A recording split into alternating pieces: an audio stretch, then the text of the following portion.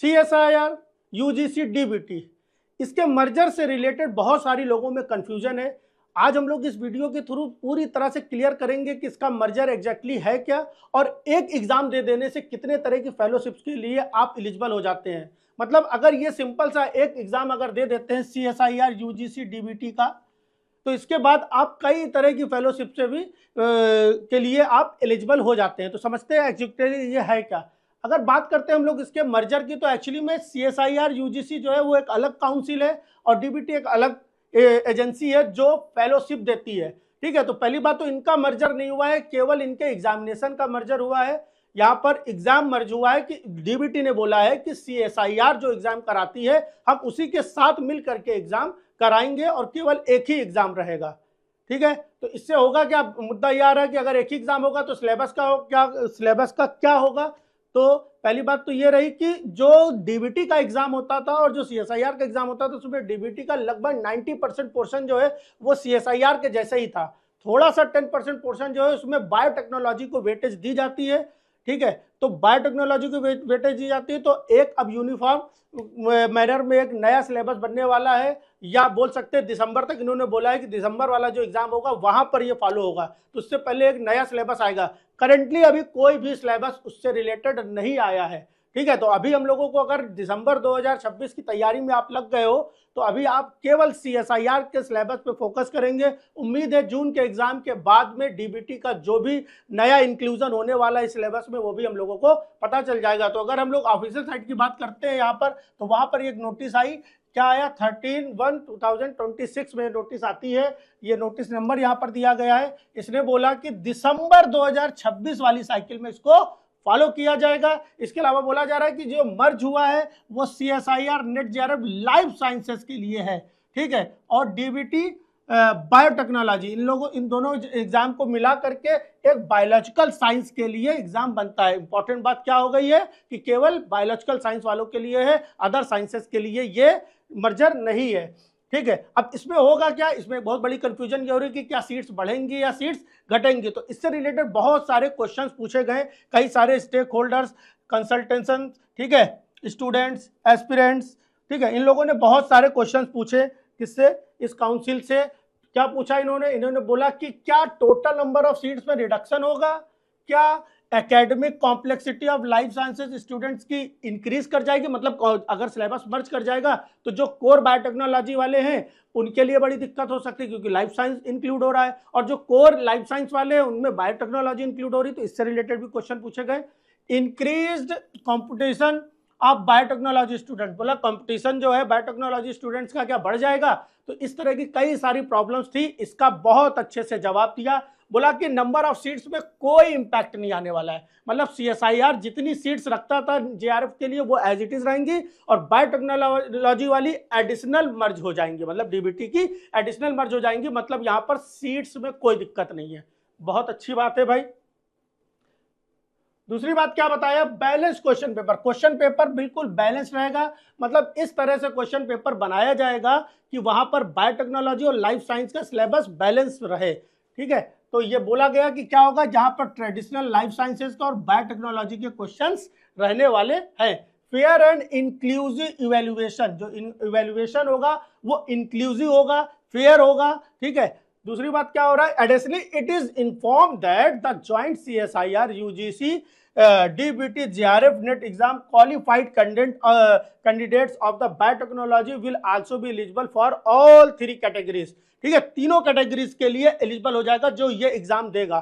ठीक है, कैटेगरी 1, ठीक है, award for the JRF and appointment at assistant professor. 1 में JRF और असिस्टेंट प्रोफेसर दोनों मिलेगा। कैटेगरी 2 की बात करते हैं तो उसमें केवल LS मिलने वाली है और एडमिशन टू PhD होने वाला है, जबकि कैटेगरी 3 केवल PhD एडमिशन के लिए वैलिड रहेगा।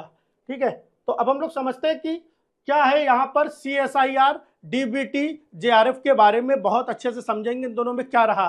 ठीक है, तो CSIR नेट JRF दिसंबर 2025। ठीक है, अब हम लोग समझते हैं कि पिछले एग्जाम में कितनी सीट्स थी आगे क्या होने वाला है उन चीज़ों को बहुत अच्छे से क्लियर कर लेंगे। एग्जाम की अगर आप प्रिपरेशन कर रहे हैं तो ये सारे डाउट्स बहुत अच्छे से क्लियर रहने चाहिए। क्या बताया जा रहा है कि जेआरएफ जो है वो जूनियर रिसर्च फेलोशिप है, 700 से लेकर के 900 कैंडिडेट अनऑफिशियल डेटा है, ठीक है। और ये किसके लिए है? केवल लाइफ साइंस के लिए है भाई, ध्यान रखना। ये किस बात के लिए बात हो रही है? ये केवल लाइफ साइंसेस के लिए बात हो रही है। अनऑफिशियल डेटा है कि लगभग 700 से 900 कैंडिडेट को जेआरएफ 2025 दिसंबर में मिला। अच्छा, बात ध्यान रखना है कि ये अनऑफिशियल डेटा तो सर आपको कहाँ से मिल गया? अनऑफिशियल डेटा ये क्यों है? क्योंकि जो लाइफ साइंसेस का रिजल्ट या बोल सकते हैं जेआरएफ सीएसआईआर का जो रिजल्ट आता है उसमें केवल ये बताते हैं कि इतने कैंडिडेट ने जेआरएफ क्वालिफाई किया, इतने कैंडिडेट ने एलएस क्वालिफाई किया। वो कभी ये डिस्क्लोज नहीं करता है कि मान लिया अगर 2000 स्टूडेंट्स ने जेआरएफ क्वालिफाई किया तो उसमें से कितने स्टूडेंट लाइफ साइंस के, ये डिस्क्लोज नहीं करता है। अगर ये डिस्क्लोज नहीं करता है तो हम लोग बोल सकते हैं कि हम लोग को पता ही नहीं, तो फिर कहाँ से पता चलता है? बहुत सारे इंस्टीट्यूशन से, बहुत सारे कोचिंग से, ठीक है, स्टूडेंट्स के थ्रू पता चलता है। तो एक मोटा माटी जो सर्वेयर है वो बताते हैं कि लगभग 700 से 900, तो हम लोग उसको 800 मान के चलते हैं, ठीक है। इसके अलावा नेट एलएस लेक्चरशिप जो है वो 2000 से 3000 कैंडिडेट्स को 2025 दिसंबर में मिला। डीबीटी की बात करते हैं तो कैटेगरी फर्स्ट में इनमें 275 कैंडिडेट रहते हैं, ठीक है। और ये इंपॉर्टेंट बात ये रहेगी कि ये 275 कैंडिडेट को जेआरएफ मिलेगा, वो कहीं से भी पीएचडी करे, एनीवेयर लिखा हुआ है, उनको जेआरएफ मिलेगा, ठीक है, उनको जेआरएफ मिलने वाला है। अब इंपॉर्टेंट बात यहाँ पर क्या है कि जो डीबीटी की कैटेगरी 1 है वही मेन है, ठीक है। खुल के बोल दूं, कैटेगरी सेकंड जो है, जो 800 से 900 कैंडिडेट को जेआरएफ देने की बात करता है, वो एक तरह की लॉलीपॉप है। उसमें होता क्या है कि डीबीटी फंडेड जहां पर प्रोजेक्ट चल रहे हैं, जब आप वहां से अवेल कराओगे, ठीक है, जब आप वहां से अवेल कराओगे तब आपको वहां आप जेआरएफ के लिए एलिजिबल हो जाओगे। तो ये इतना मजेदार चीज है नहीं, है ना? मजा आ रहा बात की नहीं? बात में मजा आ रही है ना? अच्छा, अब एक बात और हम लोग याद रखेंगे कि अगर आप प्रिपरेशन कर रहे हैं सीएसआईआर डीबीटी नेट जेआरएफ की, तो आप हमारा एक ऑनलाइन बैच, देखिए हम बहुत दिनों से यहाँ पर यूट्यूब पे पढ़ा रहे हैं और लगातार बहुत सारे स्टूडेंट्स की रिक्वेस्ट आ रही है कि सर ऑनलाइन आके पढ़ाइए। मैं बंगाल में रहता हूँ, मैं उड़ीसा में रहता हूँ, मैं बिहार में रहता हूँ, मैं झारखंड में रहता हूँ, मैं सतना में रहता हूँ, अलग अलग जगह से लोगों का मैसेज आता रहता है मेरी टेलीग्राम ग्रुप पर भी, और बहुत सारे यूट्यूब पे भी कमेंट्स पड़े हुए हैं कि मुझे ऑनलाइन पढ़ना है। तो अब एक ऑनलाइन बैच हमने स्टार्ट करने जा रहा हूँ 1 मई 2026 से, और जहाँ पे फीस बहुत ही नॉमिनल है, बहुत ही नॉमिनल है। अगर आप अर्ली 20 स्टूडेंट्स में हो तो आपकी फीस केवल 1999। उसमें क्या मिलेगा? उसमें आपको रेगुलर लाइव बैचेस मिलेंगे, उन वीडियोस की जो रिकॉर्डेड लेक्चर है वो मिलेगा आपको। इसके अलावा रेगुलर क्वेश्चन की प्रैक्टिस होगी, एमसीक्यू की प्रैक्टिस करेंगे, पीवाईक्यूज की प्रैक्टिस करेंगे, और खूब सारे क्वेश्चन्स आपको अलग से दिए जाएंगे जहां पर आप इसकी प्रैक्टिस रेगुलर करेंगे, ठीक है। तो इंपॉर्टेंट बात ये होगी कि अगर आप अर्ली 20 स्टूडेंट्स में हो, शायद 12 या 13 स्टूडेंट्स ऑलरेडी रजिस्टर्ड हो चुके हैं, तो 6-7 सीट्स अभी बची हुई हैं। इसके बाद अगर नेक्स्ट 30 में रहोगे तो 2999 का रहेगा, और उसके बाद 5999 हो जाएगा, ठीक है। तो मेरा मेन मोटो क्या है, 50 स्टूडेंट्स तक का एक बैच बन जाए, फिर अगर फर्दर और स्टूडेंट्स आते हैं तो 5999, और मैक्सिमम 100 स्टूडेंट्स ऑनलाइन बैच में, मैक्सिमम 100 स्टूडेंट्स रहने वाले हैं बस, क्योंकि 100 स्टूडेंट्स में एक साथ हम अच्छे से ध्यान दे पाएंगे। इसके बाद अगर और बढ़ेंगे तो हम फर्दर एक नया बैच लॉन्च करेंगे, ठीक है भाई। चलते हैं, ध्यान देते हैं इसमें क्या मिलने वाला। लाइव क्लासेस मिलेंगी, रिकॉर्डेड लेक्चर्स मिलेंगे, नोट्स मिलेगा, एमसीक्यू प्रैक्टिस होगी, और रेगुलर टेस्ट सीरीज होगी, रेगुलर आपके टेस्ट होते रहेंगे। तो अगर आप इसके लिए इच्छुक हो तो ये नंबर दिया गया है 8960031072 या 7985209908, है ना, इस पे आप कर सकते हैं। इसके अलावा हमने एक बार ऑफलाइन बैच चलाया भी था, ठीक है। तो ये मेरे ऑफलाइन बैच के जो सिलेक्शन है वो दिए गए, उसमें केवल शायद कुछ 14 स्टूडेंट्स लगभग थे, 13 या 14 स्टूडेंट्स, उनमें से ये 6 स्टूडेंट्स जो थे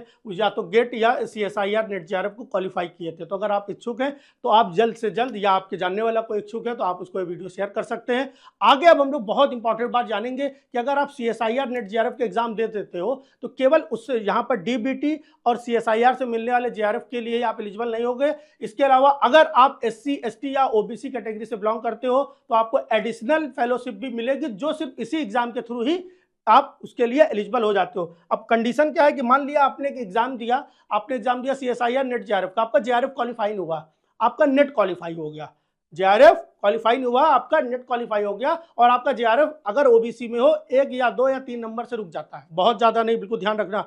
2-3 नंबर 4 नंबर से रुक जाता है, ठीक है। तो उम्मीद है कि आपको अब एनएफ ओबीसी मिल सकती है। अब इंपॉर्टेंट बात ये हो रही कि सर एनएफ ओबीसी की कितनी सीट्स रहती हैं, तो एनएफ ओबीसी के बारे में समझते हैं। नेशनल फेलोशिप व अदर बैकवर्ड क्लासेस रहता है, ये क्या रहेगा, यहाँ पर CSIR science stream which include life sciences, है ना, साइंस स्ट्रीम जिसमें लाइफ साइंसेज भी है। साइंस स्ट्रीम में और भी सब्जेक्ट्स आ जाते हैं, फिजिक्स, केमिस्ट्री, है ना, मैथ्स, सब साइंस में ही आ जाता है। तो बोला जाता है इसकी कंबाइंड सीट जो है वो 250 है, इन सारे सब्जेक्ट्स को मिलाकर। केवल साइंस की बात हो रही है, ठीक है, केवल साइंस की बात हो रही है। टोटल जो है वो 1000 है। उन 1000 में से 250 जो सीटें हैं वो केवल साइंस को मिल रही, लेकिन उन 250 में से मैक्सिमम सीट्स जो रहने वाली हैं वो आपको लाइफ साइंस को ही मिलेगा। मतलब ज्यादा वेटेज किसको मिलता है, लाइफ साइंस को। तो अब इसका भी कोई ऑफिशियल डेटा नहीं है, अच्छा ध्यान रखना, ये ऑफिशियल डेटा है, ये ऑफिशियल डेटा है, ये रहेगा ही रहेगा, ठीक है। अब इसमें से कितनी लाइफ साइंस को मिलेगी इसका कोई ऑफिशियल डेटा नहीं है, ठीक है। तो अगर कोई कोचिंग बता रहा नहीं कि 150 मिलती है, 200 मिलती है, तो वो सब झूठ बोल रहे हैं, ठीक है। इसका कोई ऑफिशियल डेटा नहीं है। हाँ, हम लोग मान के चलते हैं कि लगभग 100 के आसपास सीट्स जो होती है, 75-100 के आसपास सीट्स केवल यहां से भी हमको मिल सकती हैं। दूसरी बात, अगर कोई पर्टिकुलर पर्सन शेड्यूल कास्ट से बिलोंग करता है तो उसके लिए तो भाई बहुत बढ़िया मौका है, ठीक है। जम के तैयारी करे, लग के तैयारी करे, चाहे तो मेरे साथ भी लग के तैयारी कर सकता है, मन लगा के दम लगा के काम करेंगे और इस एग्जाम को हम लोग क्वालिफाई करेंगे। तो अगर कोई शेड्यूल कास्ट का भी बंदा है और वो इस एग्जाम को क्वालिफाई करना चाह रहा है, अगर उसका एग्जाम मान सकते हैं कि उसका JRF 2-3 नंबर 4 नंबर 7-8 नंबर से भी रुक जाता है, ठीक है, तो यहां पर उम्मीद है कि उसको NFSC मिल जाएगा। NFSC में क्या रहने वाला है, ध्यान देते हैं कि उसमें 2000 पर ईयर सीट रहती है। अंतर समझ पा रहे ना, वहां पर केवल 1000 सीट थी, जिसमें से साइंस स्ट्रीम को 500 सीट दी जा रही थी। वहां पर कितने हो रहे थे, वहां पे कुल 250 सीट, देखे वहां पे कितने हो रहे थे NFOBC में, ठीक है, वहां पे कुल 250 सीट थी, इसमें कितने हो रहे हैं, 500 सीट हो रहे हैं। तो 500 सीट हो रहे हैं तो मोटा माटी मान के चलते हैं, अब इसमें साइंस में सारे आ जाएंगे, ठीक है, उसमें केवल हम लोगों को इससे मतलब है, तो कम से कम तो इसमें 200 सीट्स तो खाली लाइफ साइंस की हो जाएंगे। लाइफ साइंस की सीट्स ज्यादा रहती है क्योंकि लाइफ साइंस में बच्चे भी बहुत ज्यादा होते हैं, ठीक है।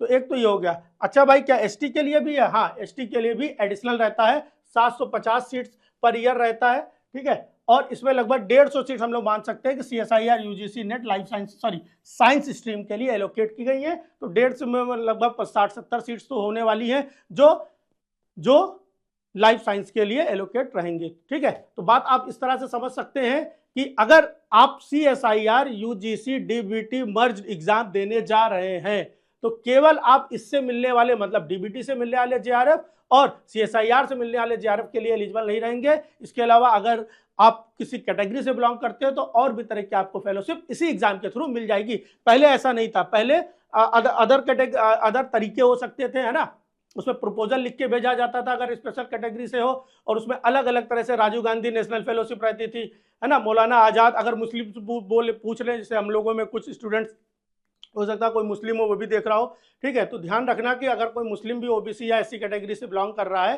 तो उनके लिए भी यही है। पहले माइनॉरिटीज के लिए भी एक अलग फेलोशिप होती थी जो पूरी तरह से बोल सकते हो पिछले 1-2 साल से बंद हो चुकी है, ठीक है। तो अब अगर आप ज्वाइन करना चाहते हो तो आप कॉल कर सकते हैं हमारे नंबर पे 8960031072, ठीक है। मिलते हैं नेक्स्ट, हम लोग मिलेंगे वीडियो में जहां पर हम लोग कुछ स्पेशल टॉपिक्स का डिस्कशन स्टार्ट करेंगे। तो फिर से वीडियो स्टार्ट हो चुकी है, यहाँ पर फिर से रेगुलर वीडियोस आपको मिलने लगेंगी। और अब नया ये है कि एक हमने ऑनलाइन बैच भी लॉन्च किया है, तो जो भी हमारे पुराने स्टूडेंट्स हैं अगर वो पढ़ाई छोड़ चुके हैं या वो अभी भी लगे हुए हैं तैयारी में, तो वो इस लेक्चर सीरीज को ज्वाइन कर सकते हैं, इन ऑनलाइन बैचेस को भी ज्वाइन कर सकते हैं, या अगर उनके कोई जानने वाला है तो प्लीज़ रिकमेंड करिएगा उनको, ठीक है। मिलते हैं नेक्स्ट वीडियो में, तब तक के लिए बाय बाय, थैंक यू।